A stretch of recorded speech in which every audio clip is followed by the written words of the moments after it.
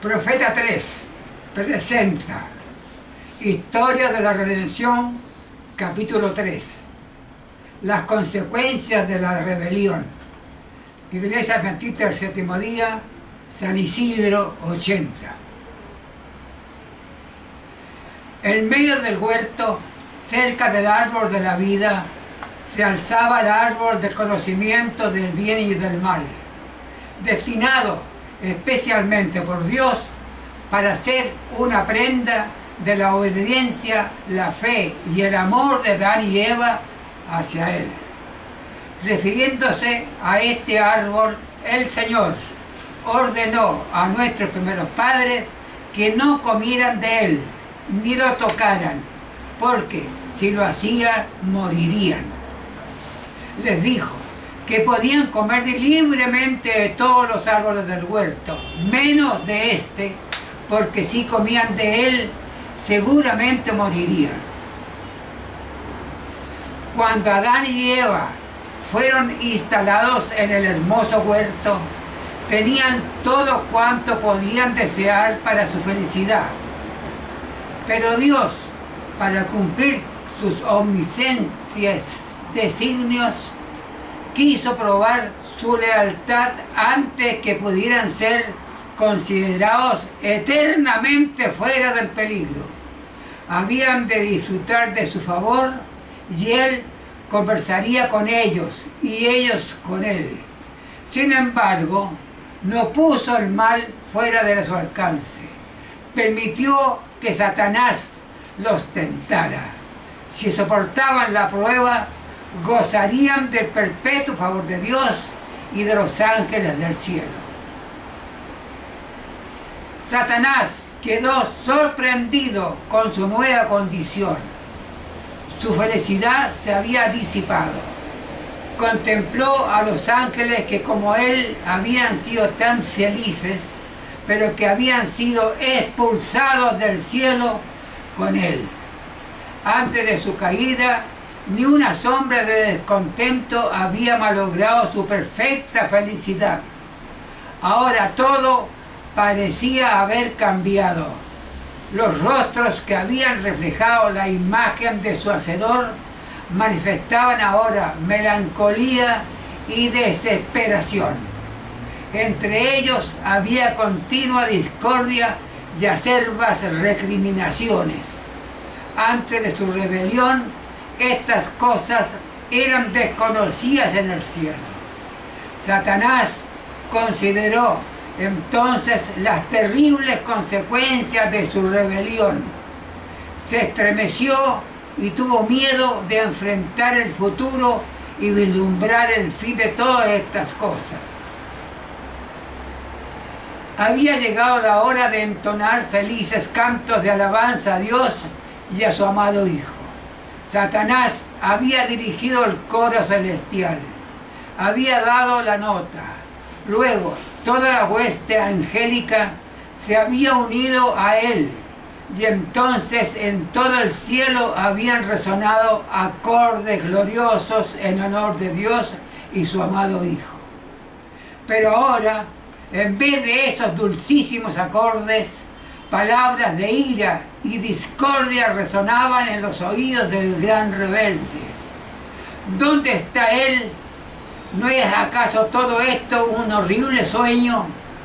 Fue expulsado del cielo. Nunca más se abrirán sus puertas para permitirle entrar. Se acerca la hora de la adoración, cuando los santos y resplandecientes ángeles se postraban delante del Padre. Nunca más se unirá al cántico celestial. Nunca más se inclinará, reverente y con santo temor ante la presencia del Dios eterno. Si pudiera volver a ser como cuando era puro, fiel y leal, de buena gana abandonaría sus pretensiones de autoridad, pero estaba perdido más allá de toda redención. Gracias a su presuntuosa rebelión, y eso no era todo, había inducido a otros a rebelarse y los había arrastrado a su propia condición.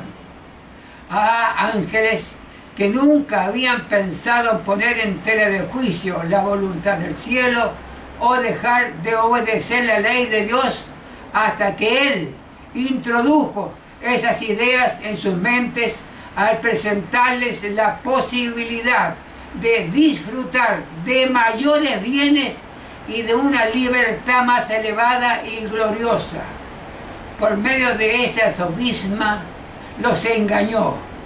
Descansaba entonces sobre él una responsabilidad de la que le hubiera gustado liberarse. Como sus esperanzas habían sido destruidas, esos espíritus se volvieron turbulentos. En lugar de gozar de los mayores bienes, estaban experimentando los tristes resultados de la desobediencia y la falta de respeto por la ley. Nunca más podrían estar esos seres infelices bajo la influencia de la tierna dirección de Jesucristo.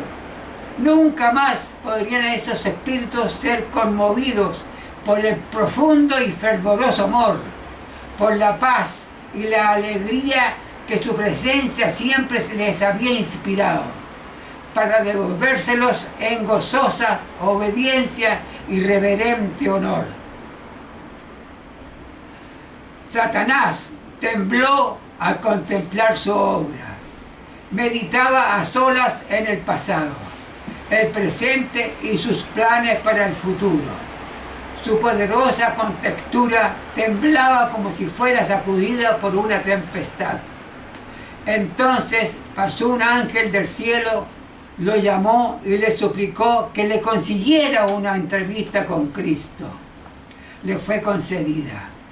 Entonces le dijo al Hijo de Dios que se había arrepentido de su rebelión y deseaba obtener nuevamente el favor de Dios. Deseaba ocupar el lugar que Dios le había asignado previamente y permanecer bajo su sabia dirección.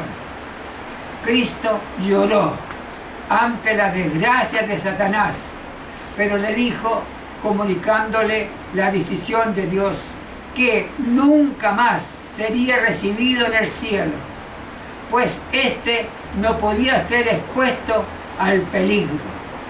Todo el cielo se malograría si se lo recibía otra vez, porque el pecado y la rebelión se habían originado en él. Las semillas de la rebelión todavía estaban dentro de él. No había tenido en el curso de su rebelión motivo alguno para actuar de esa manera y había acarreado ruina sin esperanzas, no solo para sí mismo, sino para las huestes de ángeles que habrían sido felices en el cielo si él se hubiera mantenido fiel. La ley de Dios podía condenar, pero no perdonar. No se arrepintió de su rebelión porque había visto la bondad de Dios desde la cual había abusado.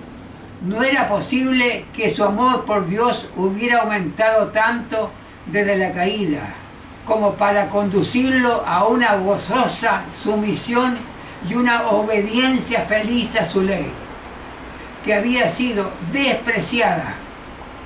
La desgracia que experimentaba al haber perdido la dulce luz del cielo, el sentimiento de culpa que lo oprimía y la desilusión que experimentó al ver que sus esperanzas resultaban fallidas, eran la causa de su dolor. Ser comandante fuera del cielo era muy diferente que gozar de ese honor en él. La pérdida de todos los privilegios que había tenido en el cielo le pareció demasiado grande como para soportarla.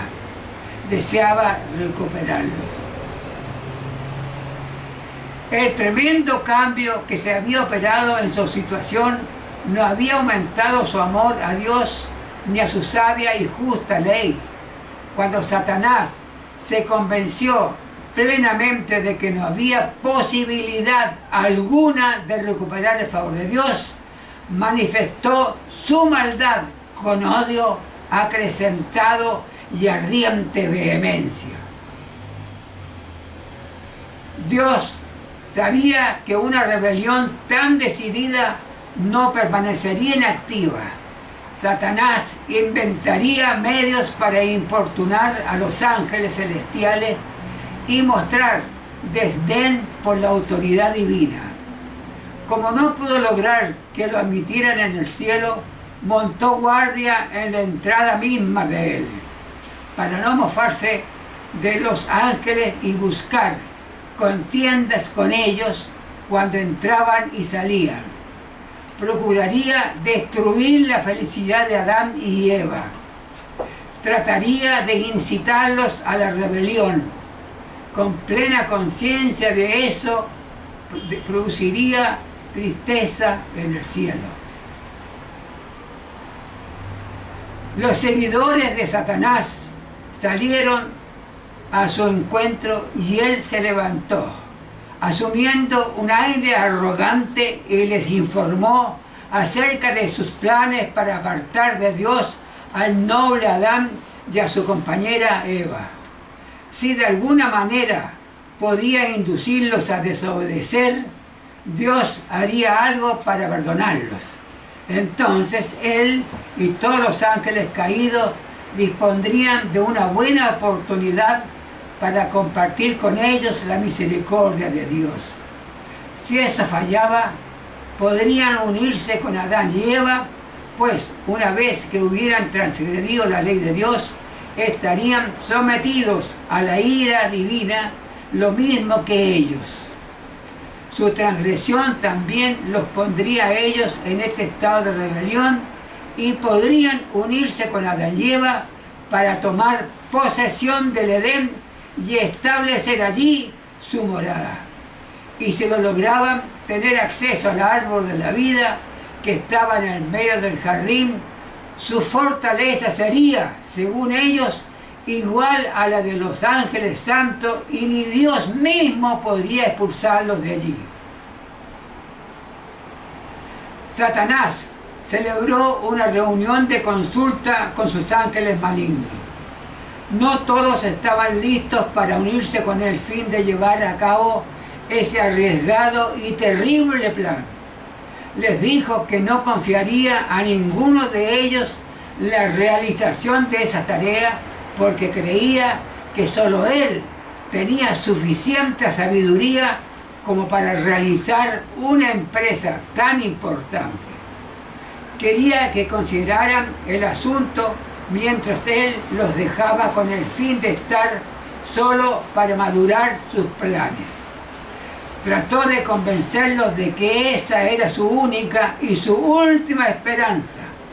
Si fallaban, desaparecería toda perspectiva de recuperar el cielo y controlarlo, o cualquier otra parte de la creación de Dios. Satanás quedó solo para madurar los planes que seguramente provocarían la caída de Adán y Eva. Temía que sus propósitos no se cumplieran. Aún más, aunque tuviera éxito al inducir a Adán y Eva a desobedecer los mandamientos de Dios y convertirlos en transgresores de su ley. Si de todo ello él no recibía ningún beneficio, su propia situación no mejoraría. Su culpa, en cambio, solo aumentaría. Profeta 3 presentó Historia de la Redención, capítulo 3, las consecuencias de la rebelión. La Iglesia Adventista del Séptimo Día, San Isidro 80. Gracias, nos vemos.